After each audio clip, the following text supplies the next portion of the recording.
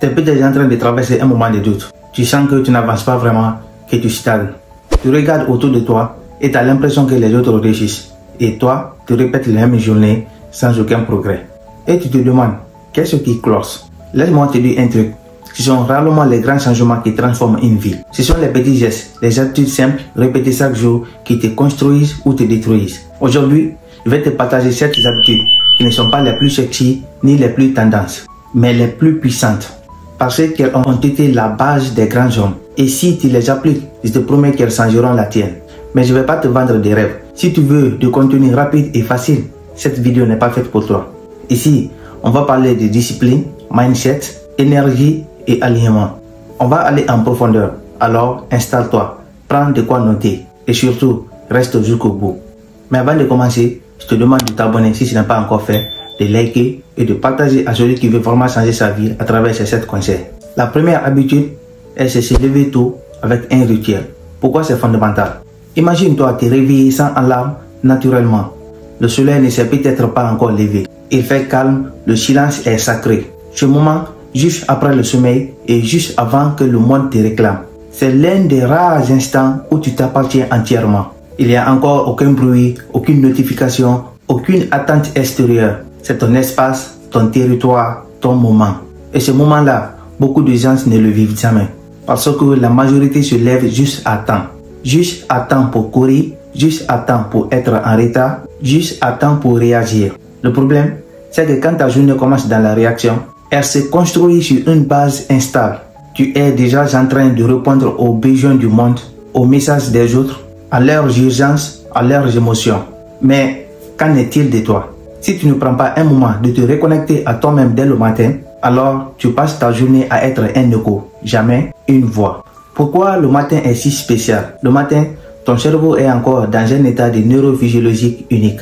Tu es entre les zones θ et alpha, c'est-à-dire dans un état de conscience plus souple, plus créatif, plus réceptif. C'est le moment idéal pour installer une intention forte pour la journée, pour intégrer de nouvelles croyances positives et pour te réaligner avec ta vision de vie. Mais si tu te lèves en te plongeant directement dans les mails, Instagram, TikTok, News, tu offres ce moment sacré au bruit du monde extérieur. Tu laisses les algorithmes te programmer au lieu que toi tu les programmes. Tu laisses les attentes des autres prendre le contrôle de ta journée. Et petit à petit, tu te perds. Concrètement, pourquoi te lever plus tôt va changer ta vie? D'abord, tu crées un écart avec la masse. Très peu de gens se lèvent intentionnellement pour eux-mêmes. Tu entres dans le cercle des bâtisseurs, pas les suiveurs. Et 2, tu gagnes du pouvoir intérieur. Te lever à l'heure que tu choisis et non que tu subis te donne une sensation de contrôle. C'est un signal à ton cerveau, je suis maître de ma vie. 3, tu évites le chaos. Tu as le temps de te centrer, de nourrir ton corps, ton esprit, ton cœur, avant que la journée ne te pousse à t'éparpiller. Et 4, tu construis une base stable. Une journée commence toujours mieux quand elle est enracinée dans le calme, la conscience et l'intention. Les rituels matinaux que tu peux adapter à ton réveil. 1. L'hydratation. Dès ton réveil, tu peux prendre un grand verre d'eau plus du citron. 2. Le silence. Il faut respirer à fond et la prière. Tu peux avoir besoin de 5 à 10 minutes pour les appliquer. 3. L'écriture. Journal, gratitude, attention. 4. La lecture. Tu peux lire 5 pages d'un livre sur le développement personnel. 5. Les mouvements doux. Marche, yoga, étirement. Et 6. Affirmation ou visualisation. Tu n'as pas besoin de faire tout ça. Tu peux les ajuster à ton mode de vie. Commence par 1 ou 2 éléments pendant 15 minutes. Ce n'est pas la durée qui compte, mais la régularité. La vérité à retenir, les premiers instants de ta journée programment le reste de ton existence. Commence ta journée pour toi, sinon elle commencera contre toi. Deuxième habitude, maîtriser ce que tu consommes, notamment sur ton téléphone. Ce que tu consommes, tu le deviens. Ton esprit, c'est comme un jardin. Si tu laisses n'importe quoi y pousser, n'y attends pas des roses. Pourquoi c'est vital? Le contenu que tu consommes chaque jour, vidéo, posts, conversations, notifications, façonne ton état intérieur. Tu penses que tu scrolles juste 5 minutes pour te détendre. Et ton cerveau, lui, est en train d'absorber, de se comparer et de saturer. Chaque information que tu laisses entrer dans ton esprit, surtout au réveil, devient une brique inconsciente qui construit ta journée. Si tu commences par lire les drames de l'actualité, tu vas ressentir peur, puissance et colère. Si tu te compares à des corps parfaits ou des vies idéalisées sur Instagram, tu vas nourrir l'insatisfaction. Si tu reçois 17 notifications dès 8 h du matin, tu entres dans un mode de réaction au lieu d'un mode de création. Mais le pire, c'est quoi? Souvent, ton téléphone est la première chose que tu touches à ton réveil. Et ces simples gestes, anodins à l'apparence, peuvent saboter toute ta journée. Alors, ce que ça dit à ton cerveau, je me mets tout de suite à la disposition du monde. Ma propre paix peut attendre. Je te donne des stratégies pratiques pour ne plus subir ton téléphone. D'abord, commence par supprimer toutes les applications inutiles. Supprime tout ce qui ne t'apporte ni valeur, ni plaisir sain, ni apprentissage. Si tu n'utilises pas une application 2 à 3 fois dans la semaine, elle n'a rien à faire sur ton écran d'accueil. Moins tu as d'options, plus tu as de paix. L'astuce, utilise un téléphone minimaliste ou place les applications dans un dossier désintox à la dernière page de ton téléphone. Et 2. Active le mode avion pendant au moins 1 heure après ton réveil. Cette heure est sacrée, elle t'appartient. Pas de WhatsApp, pas d'Instagram, pas de mail. Tu peux lire, méditer, respirer, marcher, écrire, mais pas scroller. Astuce, utilise un réveil classique pour ne pas avoir à toucher ton téléphone. 3. Couper les notifications non vitales. Chaque notification est un vol d'attention. En laissant tout interrompre, tu apprends à ton cerveau à être dispersé. Coupe tout sauf appels et messages importants. Paramètre ton téléphone pour ne recevoir que l'essentiel. Tu peux le faire en quelques minutes, ça changera ton quotidien. 4. Adopter une consommation intentionnelle des réseaux. Avant d'ouvrir une application, pose-toi la question. Pourquoi j'y vais? Qu'est-ce que je cherche à vivre ou ressentir? Planifie tes moments de scroll plutôt que de les subir. Tu peux décider 15 minutes après déjeuner ou 30 minutes en soirée par exemple. Crée des plages de contenu de qualité. Documentaires, vidéos de croissance, podcasts inspirants. Ce qu'il faut retenir, tu ne choisis pas toujours ce que tu vois, mais tu choisis ce que tu invites dans ton esprit. La vie, ce n'est pas une question de manque de temps, c'est une question de vol d'attention. Moins tu consommes, plus tu te connectes. À toi, à tes idées, à ton énergie. 3e habitude, bouge ton corps chaque jour. Le mouvement crée l'énergie. Tu n'as pas besoin d'être motivé pour bouger. Tu as plutôt besoin de bouger pour être motivé. Pourquoi c'est fondamental? Tu peux avoir les meilleures idées, les plus beaux projets, les mindsets les plus forts. Mais si ton corps ne suit pas, tu vivras constamment en demi-énergie. Ton corps, c'est ton véhicule d'expression, de volonté, de transformation. Quand tu le laisses s'écraser, se figer, s'affaiblir, tu ne perds pas juste en forme physique. Tu perds en clarté mentale, en confiance et en vitalité. Le corps, c'est l'entrée le plus rapide vers l'esprit. Tu veux te sentir vivant, centré et puissant?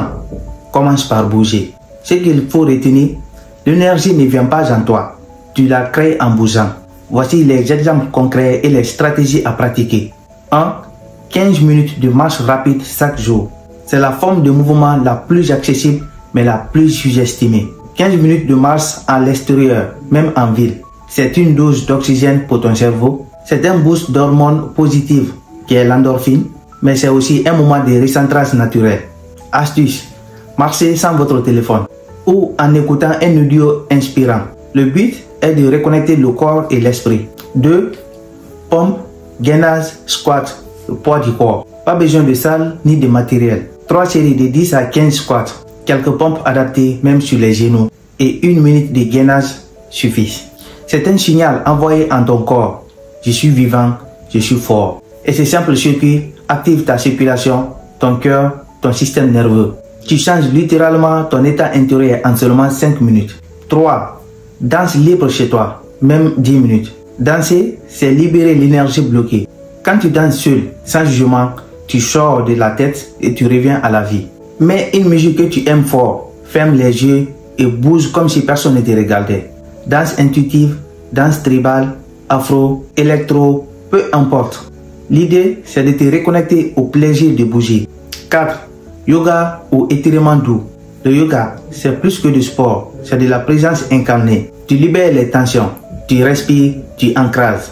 Même 2 minutes aux postures simples au réveil ou en fin de journée peuvent transformer ton apport en ton corps. Astuce, sur YouTube, il existe des séances yoga du matin ou Stress 15 Express guidées en 5 à 15 minutes. 5. Faire du sport en groupe. C'est une motivation sociale. L'effet des groupes est puissant. Une séance de boxe, de danse, de crossfit ou même une rando avec des amis. Ça crée de l'engagement, de la régularité et ça réveille ton instinct collectif. Tu te nourris de l'énergie des autres et tu crées du lien en même temps. Ce n'est pas juste du sport, c'est une dose de connexion humaine. Ce qu'il faut comprendre, tu n'as pas besoin de devenir une machine. Tu as juste besoin de redevenir vivant. L'objectif est de s'ancrer, pas de se transformer. Tu ne fais pas ça pour ton corps uniquement. Tu fais ça pour ton esprit, ton équilibre, ta discipline, ta capacité à traverser tes journées avec puissance. Quand tu bouges chaque jour, même 5 à 10 minutes, tu rappelles à ton corps et à ton inconscient que tu n'es pas figé, mais tu avances. L'attitude numéro 4, c'est de lire chaque jour, même 5 minutes. Dis-moi ce que tu lis, je te dirai où tu vas. Pourquoi c'est fondamental? La lecture, ce n'est pas juste une activité de détente, c'est une forme de nutrition mentale. Ce que tu lis, consciemment ou inconsciemment, devient la matière première de tes pensées. Chaque page que tu ouvres, c'est un choix. Soit tu restes enfermé dans ta réalité actuelle, soit tu élargis ton regard, tu ouvres ton esprit, tu t'inspires d'un autre monde. Lire, c'est comme s'asseoir silencieusement à une table avec les plus grands esprits de l'histoire. C'est s'exposer à une sagesse que tu n'auras peut-être jamais autour de toi dans la vraie vie. Et la beauté, c'est que tu n'as pas besoin de lire pendant 1 heure. 5 minutes de lecture consciente par jour peut déjà reprogrammer ton esprit. La lecture quotidienne t'apporte de nouvelles perspectives sur tes problèmes, des idées concrètes à appliquer dans ta vie, t'apporte un vocabulaire plus riche pour exprimer ce que tu ressens. Un rappel que tu n'es pas seul dans tes luttes. Une sensation de croyance invisible mais constante. Lire, ça apprendre à penser autrement, à ressentir autrement, à vivre autrement. Les types de lecture que je peux te recommander, bien sûr selon tes besoins. 1. Les livres de croissance personnelle. Exemple, les 4 accords Toltec de Don Miguel Ruiz, L'alchimiste de Paulo Coelho, Les secrets de l'esprit millionnaire de Herb Ecker, Network de Cal Newport, Atomic Habits de James Clear, pour ne citer que ceci. Ce sont des livres qui ne te disent pas quoi penser, mais qui te montrent comment te transformer. Lis avec un surligneur, reviens avec ce que tu raisonnes. Deuxième type de lecture que je peux te recommander sont des biographies inspirantes. La vie de personnes ayant surmonté l'échec, la douleur, le rejet, la solitude. Exemple, Steve Jobs, Nelson Mandela, Michelle Obama, Viktor Frankl. Découvrez un sens à sa vie. Beaucoup sont disponibles en audiobook. Tu peux les écouter pendant que tu marches ou fais le ménage. Et ma troisième recommandation, ce sont les romans puissants. Le roman développe l'imaginaire, l'empathie, la nuance. Lire une histoire, c'est vivre 1000 vies. Tu entres dans la tête des gens, tu ressens ce qu'ils ressentent. Exemple, L'étranger de Camus, Siddhartha Derman Hess, Le prophète de Khalil Gibran. Et parfois, un seul dialogue dans un roman peut changer ta perception d'une relation, d'un choix, d'un silence. Ma quatrième recommandation de lecture, ce sont des philosophies pratiques. Pas besoin de lire du Kant ou quoi que ce soit pour se sentir intelligent. Lis les stoïciens, Sénèque, Marc Aurèle, ou des ouvrages simples comme Lettres à un jeune poète. La philosophie, c'est l'art de vivre mieux, pas de briller en société. Astuce pour lire tous les jours, même si tu n'as pas le temps. Garde toujours un livre en toi, format poche dans le sac ou PDF e-book dans le téléphone. Dans une salle d'attente, dans les transports, pendant 5 minutes d'attente, au lieu de scroller, tu lis. Deuxième astuce, écoute un audiobook en déplacement. Pendant la marche, en cuisinant, en allant au travail. C'est fluide, ça entre sans forcer et ça transforme ton énergie. Troisième astuce, crée un rituel du matin et du soir. Une page en te levant ou 5 pages avant de dormir. Tu n'es pas obligé de finir un livre. Tu dois juste te laisser éclairer un peu chaque jour. Un mot à retenir. Les gens qui lisent vivent 1000 vies et les autres n'en vivent qu'une seule. Lire, c'est refuser de stagner. C'est-à-dire, c'est refuser de te limiter à l'information que tu as toujours connue. Lire, c'est découvrir d'autres horizons. Lire, c'est nourrir ton esprit. C'est une micro-habitude qui crée une méta-transformation. Habitude numéro 5. Écrire pour clarifier son esprit. Ce qu'on ne met pas sur papier reste confus dans l'esprit. Pourquoi écrire est une habitude puissante? Il y a des choses qu'on ne peut pas vraiment comprendre tant qu'on ne les a pas sorties de la tête. Tant que c'est à l'intérieur, ça tourne, ça se mélange, ça se répète, ça se fatigue. Mais à l'instant où tu poses les mots, il se passe quelque chose de magique. Tu donnes une forme à ce qui était flou. Tu donnes ce qui était incontrôlable. Tu prends du recul. L'écriture, c'est la méditation des esprits agités. C'est le miroir de la vérité que tu peux enfin regarder en face. Les bienfaits de l'écriture régulière. Elle te soulage mentalement, moyen de surcharge mentale. Elle te permet de comprendre ce que tu ressens vraiment. Elle t'aide à sortir de la réaction émotionnelle automatique. Elle t'ancre dans le présent. Elle débloque la créativité et les solutions insoupçonnées. Elle renforce ta clarté sur tes objectifs, tes valeurs, tes désirs. Concrètement, voici les techniques qu'il faut mettre en place pour écrire quotidiennement. 1. L'écriture libre du matin. Méthode Julia Cameron. Durée 10 à 20 minutes. C'est un rituel simple mais profond. Tu écris 2 à 3 pages sans t'arrêter chaque matin.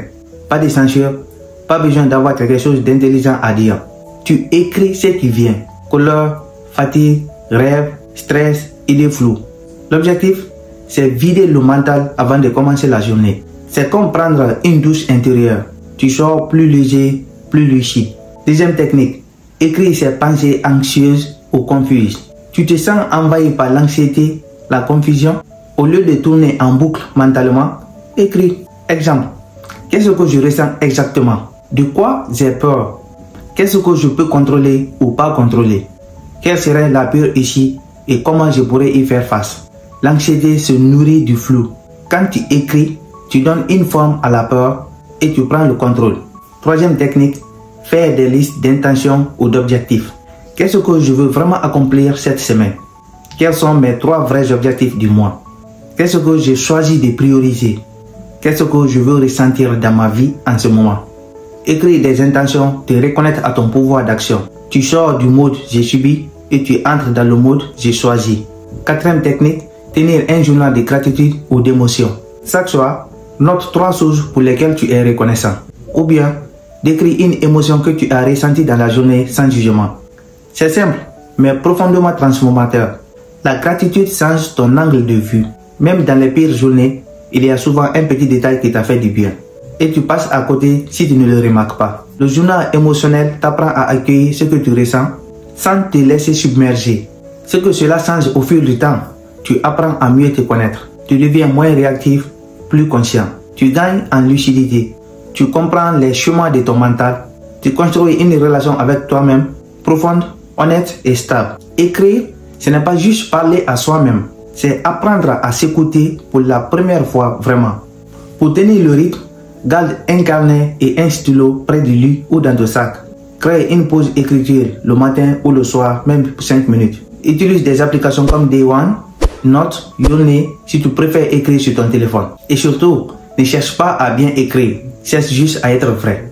Ce qu'on écrit, on le regarde en face. Et ce qu'on regarde en face, on peut le transformer. Et la 6e habitude de cette vidéo, c'est dire non plus souvent. Non, ça paraît méchant mais ce ne l'est pas. Parce que chaque oui que tu dis aux autres est un non que tu dis à toi-même. Et parfois, c'est ce non qui peut te sauver. Pourquoi dire non est crucial? Si tu veux transformer ta vie, tu dois d'abord protéger ton énergie. Et la vérité, c'est que ton énergie part dans tous les sens à cause de tous les oui que tu n'oses pas refuser. Oui à ce service qu'on t'a demandé, même si tu es crevé. Oui à cette invitation, même si tu n'as pas envie. Oui à cette relation, même si tu sais que ça te fait plus de mal que de bien.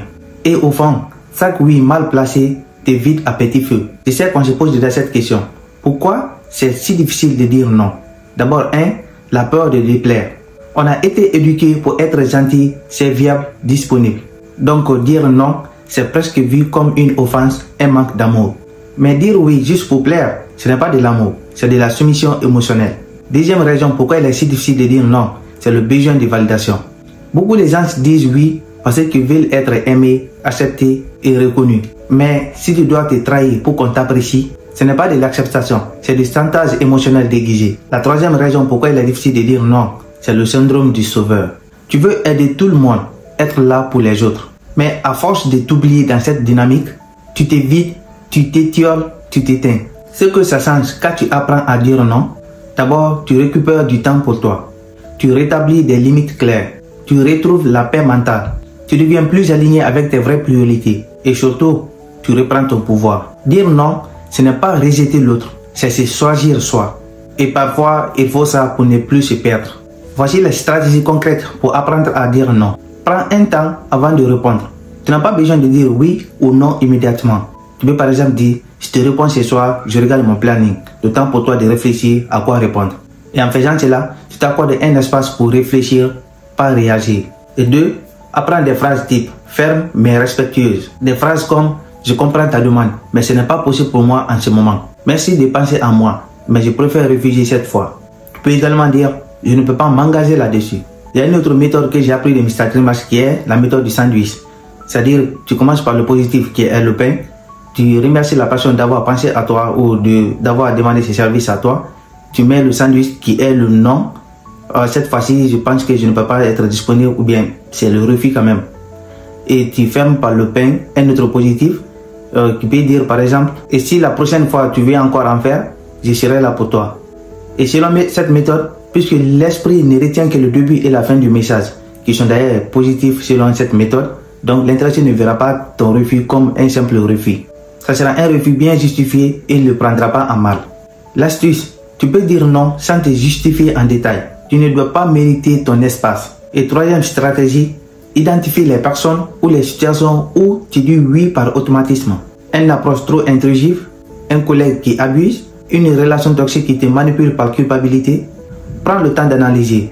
Quand je dis oui et que j'ai envie de dire non, que ce que je ressens par après. Si la réponse c'est fatigue, frustration, vide, c'est un signal. Quatrième stratégie, remplace certains oui par des oui à moi-même. Dis-toi, en disant non à cette demande, à quoi j'ai dit oui? À une soirée de repos, à un moment d'écriture, à un rendez-vous avec toi-même, à une décision que tu reposes depuis trop longtemps. Dire non, c'est créer de l'espace pour le vrai. Ce que tu gagnes quand tu oses dire non, c'est plus de clarté sur ce que tu veux vraiment, c'est moins de fatigue mentale, c'est moins de ressentiment envers les autres parce que tu te respectes. C'est une vie plus cohérente, plus simple, plus fluide.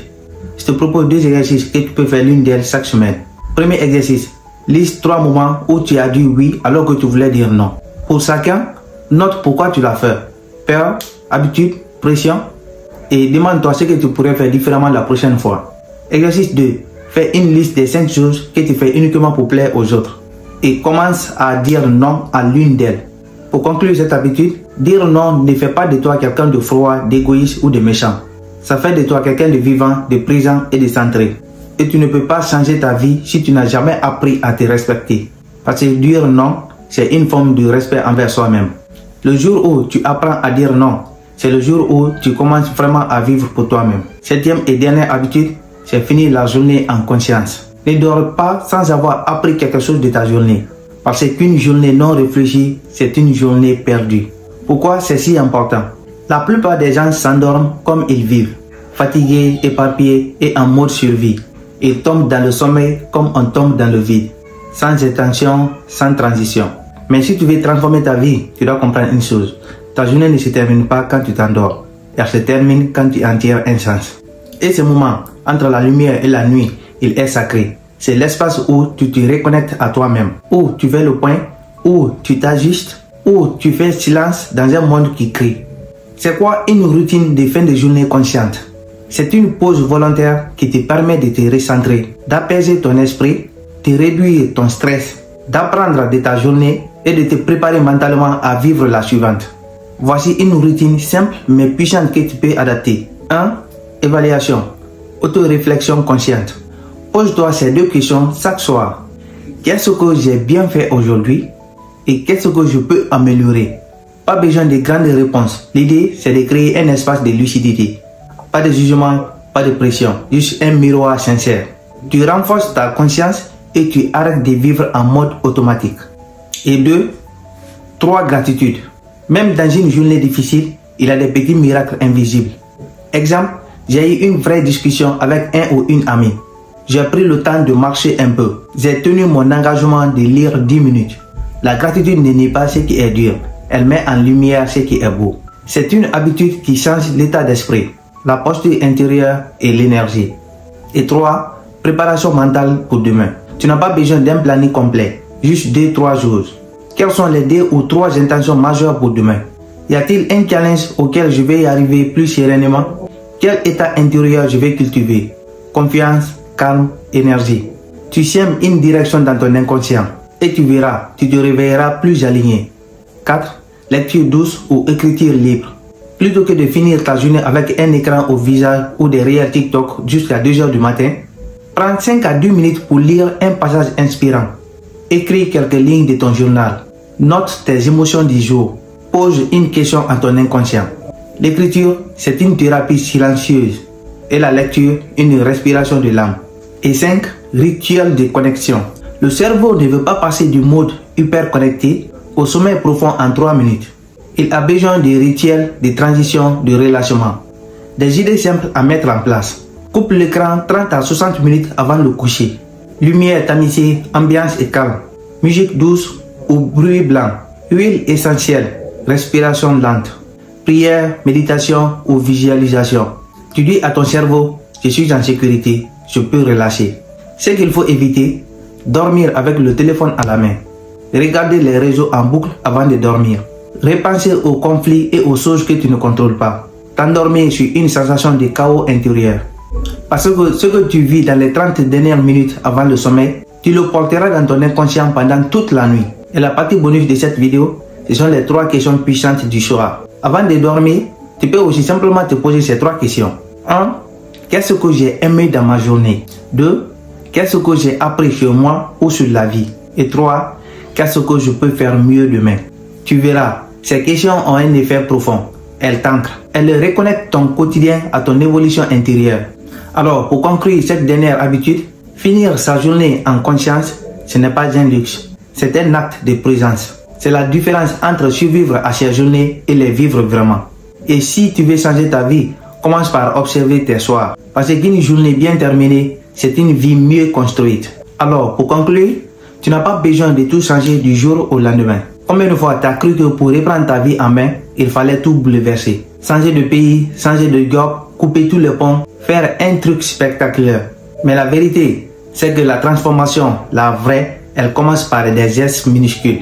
Pas des soirs discrets que personne ne remarque, mais que ton âme ressent profondément.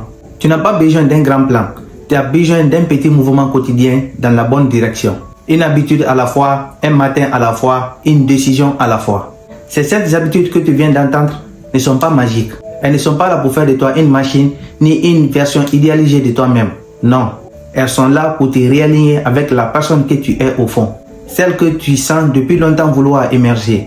Pas une personne parfaite, mais une personne présente, consciente, solide et libre. Ce que tu gagnes, ce n'est pas juste de l'organisation. C'est une autre manière de vivre. Tu deviens plus sûr sur qui tu es. Tu arrêtes de courir après la validation extérieure. Tu réduis le bruit pour écouter ta propre voix. Tu crées de l'espace pour ce qui compte. Tu redeviens acteur ou actrice de ta vie. Et surtout, tu arrêtes de subir. Reprends le contrôle à ta manière. Garde cette vidéo dans tes favoris et reviens-y parce que tu en auras toujours besoin. Chaque fois que tu te sens perdu, motivé, dépassé, viens piocher dans ces habitudes. Reconnecte-toi à l'essentiel, mais fais-le simplement. Pas besoin de commencer les 7 à la fois. Commence par une seule. Choisis celle qui te parle le plus, applique-la pendant 30 jours. Observe, note et ressens. Et surtout, reste curieux de toi, de tes propres transformations. C'est un jeu de patience, pas une course. Tu vas rater des jours, ce n'est pas grave. Ce qui compte, ce n'est pas la perfection, c'est la direction. Et souviens-toi de ça. Ta vie ne change pas quand l'extérieur change. Ta vie change quand toi, tu changes ta manière de te lever, de penser, de parler et de choisir. C'est dans le minuscule qu'est né le monumental. Si tu veux plus de contenu comme ça, sur la discipline intérieure, la clarté, l'amour, les relations, la reconstruction personnelle, abonne-toi, active la cloche et reviens ici. Mais surtout, choisis-toi chaque jour. Pas quand tu iras mieux, pas quand tu seras parfait. Maintenant. Parce qu'une seule bonne habitude peut être la porte d'entrée vers la meilleure version de toi-même. Merci d'avoir été là jusqu'au bout et à très bientôt.